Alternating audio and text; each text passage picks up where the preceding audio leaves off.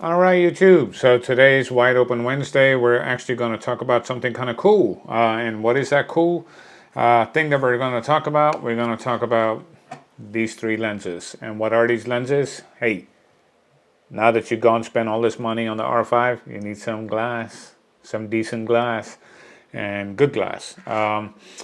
These are not third party. So if you're looking for third party, you can only get so many things right now with the RF mount.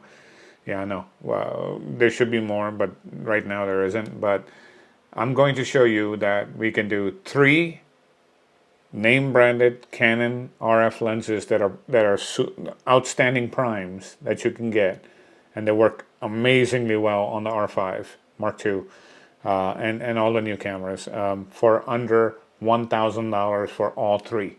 All three, literally. You could literally shoot a whole damn wedding on these three if you knew what you were doing. You could. So let's get right into this video and get going. So what are the three lenses that I'm talking about? So the first one that we always talk about is something that a lot of people always own. It's the Nifty 50, and this is the 50mm 1.8. This lens actually has better optical quality than the previous 51.4. That was the EF one that is still the current one. Canon hasn't updated it.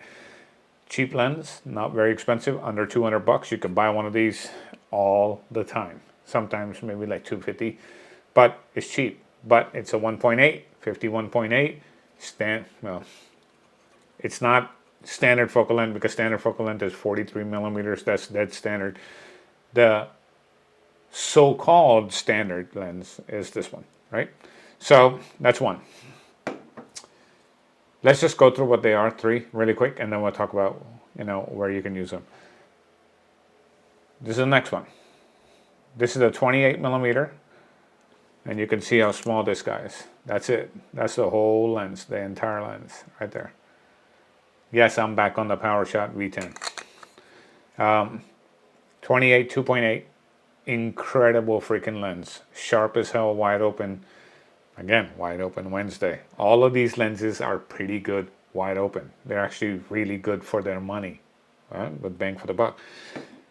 This one, $250 to maybe $350, depending on when it's on sale. Outstanding lens. And this was one lens that I wasn't really thinking about getting, but Max, that he's like, Amar, you got to get it for your R7. I'm like, okay. When you mount this onto the R7, you get as close as to dead normal as possible. It's just slightly a hair bit over the 43 millimeters. So you almost get a dead normal view out of this when mounted onto like an R7, R50, one of those cameras, which are the APS-C cameras. And then finally, the one that I've been shooting a lot on is the 16mm 2.8. That's this guy. And you can see that's a 16mm that I'm just holding like it's a joke, right? This lens is I don't even know what it costs right now. Maybe like $299 or whatever. You add up all three of these, it's under $1,000. It's a lot less than 1,000. And these are all primes, okay? And these are fast primes too. These are not slow lenses. These are 2.8 lenses, and this one obviously is 1.8. So can you easily shoot that? Shoot a wedding? Sure. You want to go super wide? Right here. You got it. And by the way, guess what? All three of these, they're full frame. I'm holding an entire wedding kit in my hand right here. You could shoot this with a flash or whatever. You got it right here. The whole thing with an R5 Mark II.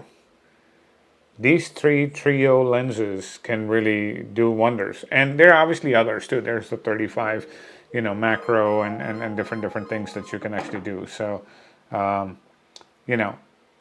there's a lot of choice there onto what you can do. I wanted to share these with you because a lot of people think that there's no choices. There are, right? Make wise decisions. This is so light. If you had to travel with all of these, this weighs nothing. And now you got a 45 megapixel beast of a camera with these lenses, incredible autofocus, and it works just fine, right? So fast lenses, get a couple of flash units, and now you got a winning combination that you can take on the go with you. So my opinion, these three are incredible, but you could get the 35 1.8 macro lens. They even have a 24, I think 1.8 or something like that. You could get that a little bit more on the pricier side, maybe like $399, $499.